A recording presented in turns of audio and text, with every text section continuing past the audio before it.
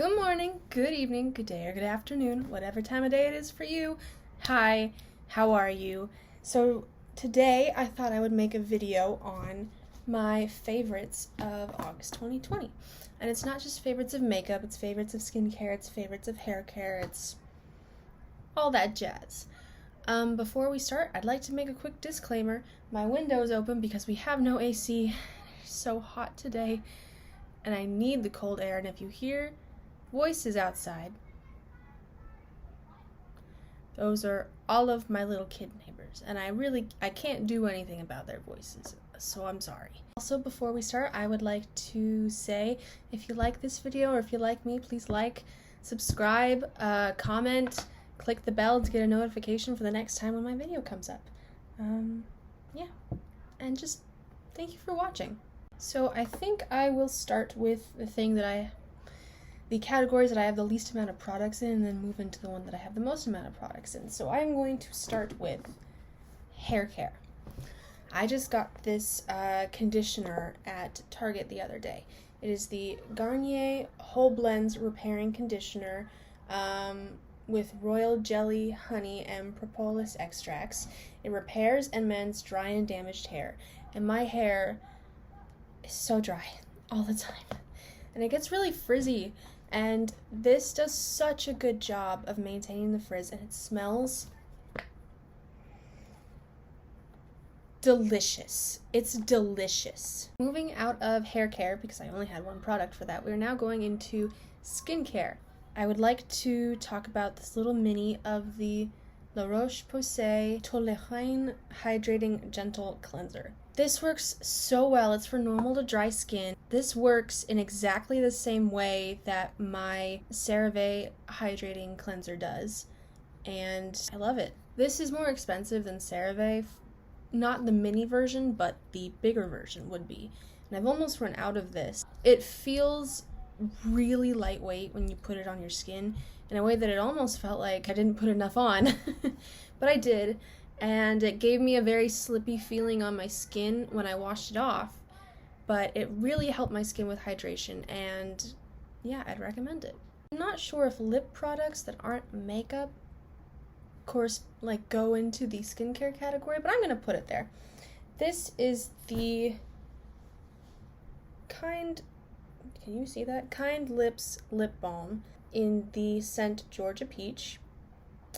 It's 100% natural lip balm, and I forget what, I know it's an anti-bullying organization that makes these, and you're supposed to think kind thoughts or put a kind thought out into the world every time that you put it on your lips.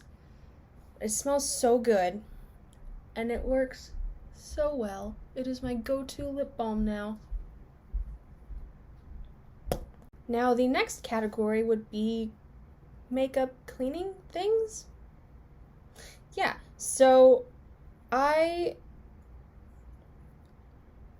found a makeup brush cleaning company on Etsy called Swirl and Sparkle, and they have wonderful scents. This one's basically almost out. I use this one for my small brushes.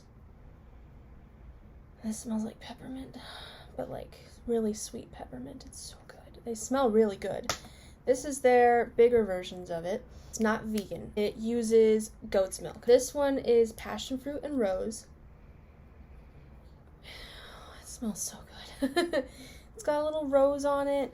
And the thing about Swirl and Sparkle is you wash your brush in here, and then if your brush has a particularly annoying stain that won't come out, or makeup on it, there's a gentle little diamond here that you can just swirl into it as well to create some texture in the cleaning and get into the spots that maybe this couldn't.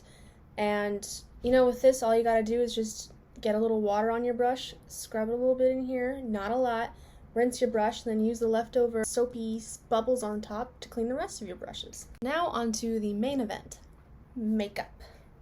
I would like to start with a new highlighter to my collection. It is the Queen Frostine Colourpop Land Puff Highlighter. I've never had a puff highlighter before, but I love using this. The packaging, the little puff. The color on this is gorgeous. It's gorgeous. And it distributes it in such a nice light way. Like, I just want to... I'm not sure if you can tell the sparkle that just came from that. My lighting sucks. I'm really sorry. I need a new lamp. It is absolutely gorgeous. Just catch me rubbing this all over myself. And I even use it for my face, too. It's very versatile. It's a wonderful shade. It's kind of... It's almost like an icier champagne. And I love Candyland and I love Colourpop, so I love this. Next up is the L'Oreal Bambi Eye Mascara. I was not expecting to like this as much as I do. I use this every single time I use a makeup look, but also that's because I have a thing about using one mascara at a time. But it works really well. It gives me volume. It doesn't clump. It gives me length. It curls. It does literally everything that I want it to. Now, mascara is a very personal thing. Everyone wants something different from it. Some people like clumpiness. Some people like the spidery look. Some people don't want volume. Some people want length. Some people want curling. This mainly gives me volume and a little curl, more so than length, which is what I think I need. So it might not be for everyone, but for me, I love this. Now on to eyeshadows.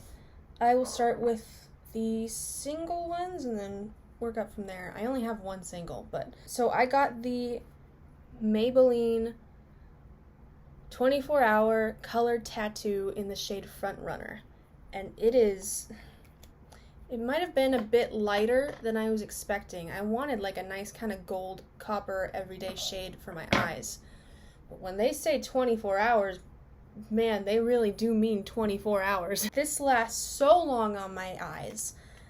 I mean, when I fall asleep with makeup on my face, it is still on my eyes in the morning, completely where I left it, didn't shift. I would not recommend doing that, by the way. Remove your makeup before you go to bed. Anyways, I like the color. It's a little lighter than I was expecting, but that's okay.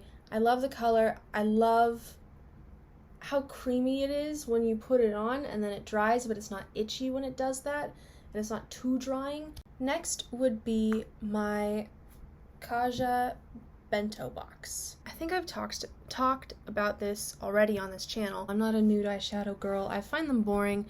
The packaging, purely alone the packaging on this, makes me want to play with this natural eyeshadow all day long. That shade helps too. I want to use this shade all the time. I'll do some swatches for you guys, but there's that dark brown shade. Is it the best eyeshadow formula that I've ever tried? No. But does it come in such a wonderful, convenient packaging that's perfect for on the go to class or work and definitely catches my attention? Yes. So here's the swatches of it. That's the dark brown. That is the transition shade, and that is the shimmer. Oh, and that's the Maybelline thing. Don't worry about that. But yes, I have to include this in my favorites if it got me excited by a natural. So next to talk about is the e.l.f. Retro Paradise palette. So this palette, I think, is a great introduction. Oh my gosh. Ow. Sorry. A great introduction into colorful eyeshadow on a budget. This was like $13, $14, I think, at Target. And you've got your neutrals. You have plenty of them. You have this one, that one, that one, that shade. You can do more peachy neutrals with this or that. You have these neutral shimmers over here. But then also on this side, you have these colors that if you want to, you can dip into them, and they're not so pigmented that they're hard for beginners to work with. This shade is more of a muted purple, so if you're not really big into colors yet, it's perfect to try out. I like this a lot. The second to last thing I will talk about today is the Too Faced Just Peachy Mattes. I know I'm late to the party in raving about this. I know people have been raving about this for years, I believe. It is a Sephora exclusive, the Peach Collection. And I don't know why, but they're getting rid of this exclusive collection, and I got this on sale for half off. It is the only Too Faced palette I've ever had. I've never tried their eyeshadow formula before, and I like it. It's a great formula, and it smells great. It doesn't give me a headache when I smell it, and it doesn't seem to bother my skin when I use it. And you have, like, your natural eye look, your more peachier, and then your more dramatic one down here. I like that they give you color stories to work with. If you don't have an idea what to do, they give you them laid out here. And I'm usually not as excited by mattes as I am by shimmers, but I still really enjoy this. I have so much fun with this. Great palette, and the packaging is very fun to open and close.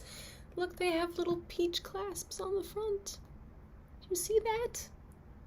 It's adorable! Now, last but certainly not least is the Colourpop Candy Castle. I almost said Candyland. Candy Castle palette. It is their Candyland collaboration. I love how... Oh no!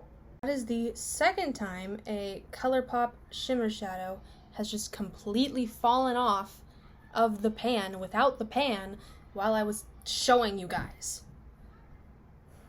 That was such a pretty shade. Man, I am gonna have to do the isopropyl alcohol approach of trying to fix it, aren't I? Anyways, that really put me in a sad mood. Anyways, I love that palette. It smells like candy or cupcakes or something, and it's pastel, and I love it. It's got everyday looks, and it's got more colorful looks, and I think just like the e.l.f. palette, it is a perfect starter palette to someone who is just trying to slowly dip their toes into using color more so in eyeshadow. And there you have it, folks. Those are my bests of August 2020. I hope you enjoyed this, and I hope you all have a wonderful... I am so sorry about my neighbors. I hope you all have a wonderful day.